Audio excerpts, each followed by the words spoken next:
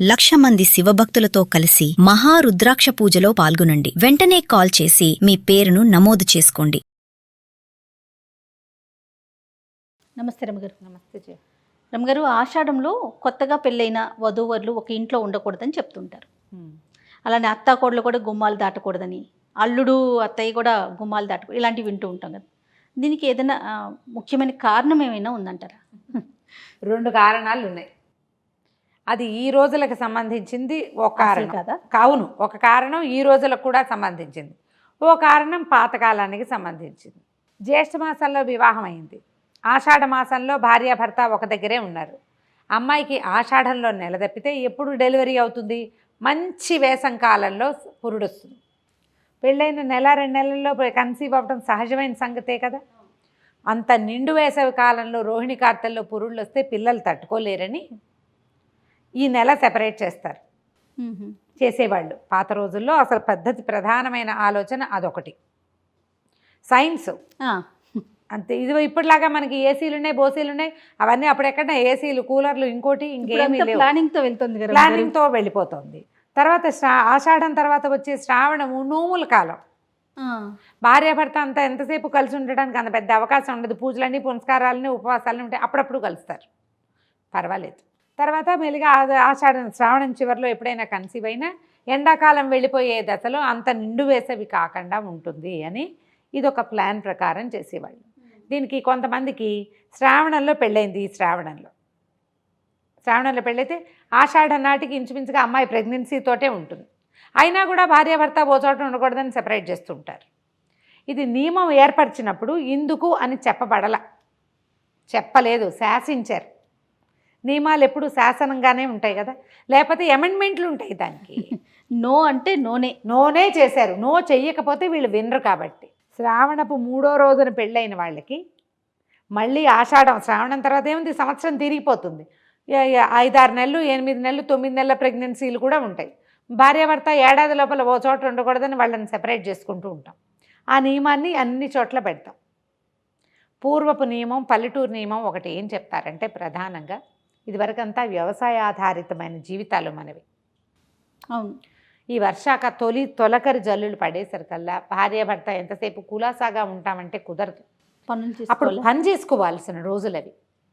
నాట్లేయటం, పొలాల దగ్గర తిరగటం, సీరియస్గా పని చెయ్యాలి. ఆడపిల్లలు అత్తారిళ్లలో ఉంటే భర్తలతో కులాసాగా ఉంటారు. అదే వీళ్ళు పుట్టింటికి వెళ్ళిపోయారనుకో, అయ్యో నాన్న కోతలు ఊడుపులకు వెళ్ళాడు, నాట్లకు వెళ్ళాడు అని చెప్పి నాన్న కోసం వంటలు వండి పనులు చేస్తారు. భర్తల దగ్గర ఉంటే అలా ఎందుకు ఉంటుంది? కాస్త జల్లుబడేసరికల్లా భార్యాభర్త పావురాలు జంటలాగా గదిలోకి వెళ్దామనిపిస్తుంది. కబుర్లు వస్తాయి, కులాసా వస్తుంది, రిలాక్స్ అయిపోవాలన్న ధోరణి ఉంటుంది. పుట్టింట్లో ఉంటే అలా ఉండదు చూడు, ఆ తేడా ఉంటుంది కదా. అందుకని అమ్మాయిని గడప దాటిచ్చేసి పుట్టింట్లో అట్టపెట్టేవాళ్ళు. తొలి సంవత్సరమే ఈ సరదా ఉంటుంది. 2వ ఏడాదికి ఓ చంటిపిల్ల, వెంటిపిల్ల ఎవరో ఒకళ్ళు వచ్చేస్తారు, కనీసం ప్రెగ్నెన్సీయో. అవునా, ఇది వరకటి కాలం కదా. అందుకని మొదటి సంవత్సరం ఇట్లా వ్యవసాయదారుల ఇళ్లలో ఉండకూడదు.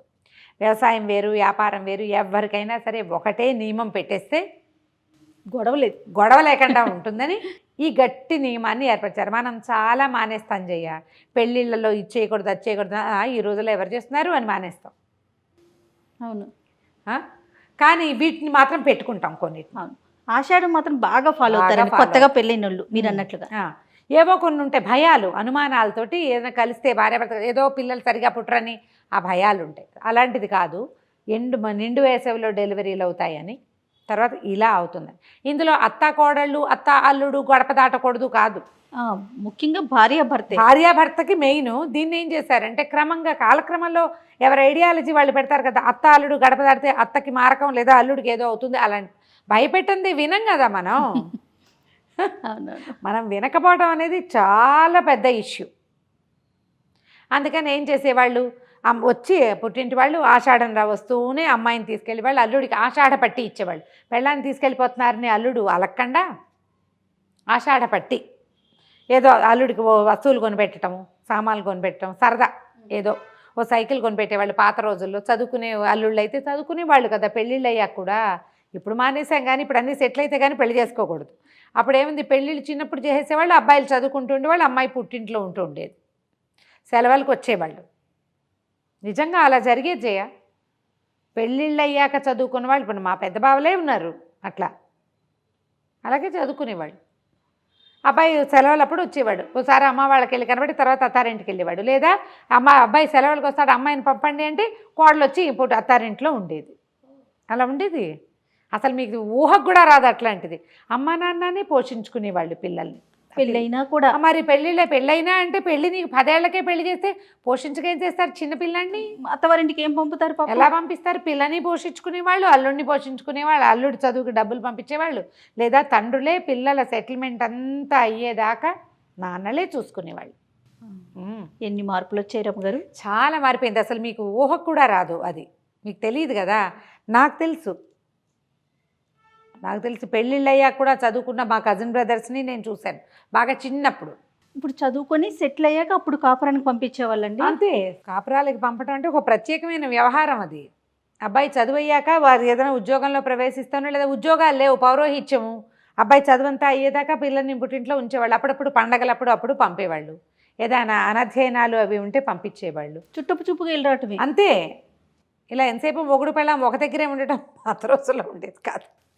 చాలా కాలం సపరేట్గానే ఉండేవాళ్ళు. కాదరమ్మ గారు, ఇవాళ రేపు పెళ్ళి కాకముందే ఇల్లు చూసుకొని అన్నీ కొనుక్కొని అప్పుడు పెళ్ళి అవుతుంది. పైగా ఇప్పుడు అత్తగారు లేకపోతే భార్యాభర్త ఒక చోట ఉండొచ్చు ఆషాఢంలో అన్నది కూడా ఒకటి వచ్చింది. అవునండి, అవును. అసలు అది పెట్టింది ఎందుకంటే గిందుకు, అందులో అత్తగారికి ఏ సంబంధము లేదు, అత్తగారికి మారకాలు అవి లేవు, ఓన్లీ భార్యాభర్తలకు అత్త సంబంధించి కోడళ్ళు అత్త అల్లుడు కాదు, వైఫ్ అండ్ హస్బెండ్కి సంబంధించిన వ్యవహారమే ఇది. కానీ కొన్ని మన ఇష్టానుసారంగా భలే మన వీలు వెంబడి మార్చేసుకుంటాం. పిల్లలు బొంబాయిలో ఉంటారు, ఆషాఢం అయితే ఏమిటి వాళ్ళ అత్తగారు వాళ్ళతో ఉండదుగా, వాళ్ళిద్దరు అక్కడే కలిసి ఉంటారంటారు. అవును. ఉద్యోగాలు చేసే వాళ్ళని కూడా ఇలాగే మాట్లాడుకుంటారు. మనకు ప్రధానమైంది ఈ పాయింట్. ఓకే, తర్వాత మన ఇష్టం. ఆచారం అయితే అలా చెప్పబడింది, మన పద్ధతి. ఇప్పుడు ఇది ఎందుకు అనే దానికి ఆన్సర్ చెప్పాను, తర్వాత మన ఇష్టమే కదా జయ. అంతే కదండి. ఇప్పుడు ఒక ప్లాన్ చేసుకొని ఇప్పుడు ప్రెగ్నెన్సీ తెచ్చుకుందాము అనుకొని ముందుగా ప్రీ ప్లాన్డ్గా వెళ్తున్నారు కదా. ఇప్పుడు ప్లాన్ వేరు. 3 ఏళ్ళు ప్లాన్ చేస్తాం, తర్వాత పిల్లల్ని కంటాం, లేదా పెళ్ళైన ఏడాది లోపలే పిల్లలు కావాలి, లేకపోతే కెరీర్ అంతా అయ్యాక చేస్తాం, 5 ఇయర్స్ తర్వాత ప్లాన్ చేస్తాము, అంతా ప్లానింగే కదా. పాత రోజుల్లో ఇలా ఎక్కడ ఉండేది? అప్పుడు పెట్టిన నియమం కదా. దాంట్లో నుంచి ఆషాఢం అల్లుడు అలాంటి సినిమాలు కూడా, కథలు కూడా ఉంటూ ఉండేవి ఇది వరకు. ఆషాఢంలో కోమ వెళ్ళిపోతే అల్లుడు వంట చేసుకోలేకపోవటం, వాటి మీద కూడా కథలు రాస్తూ ఉండేవాళ్ళు. ఆషాఢ పట్టికి ఏం పెట్టారు అని. తర్వాత అత్తవారు ఆషాఢ పట్టి పెడతారా, కోడలికి శ్రావణ పట్టి పెట్టేవాళ్ళు. శ్రావణ మాసంలో కోడలికి సామాన్లు తేవటం, ఏమైనా వెండి సామాన్లు అవి తెచ్చిపెట్టడము, అమ్మాయికి ఏదైనా అంటే వరలక్ష్మి వ్రతానికి కాసులు చేయించడము, ఒక నగ చేయించి పెట్టడం. అత్తవారింటి వారు శ్రావణ పట్టి ఉంటుంది.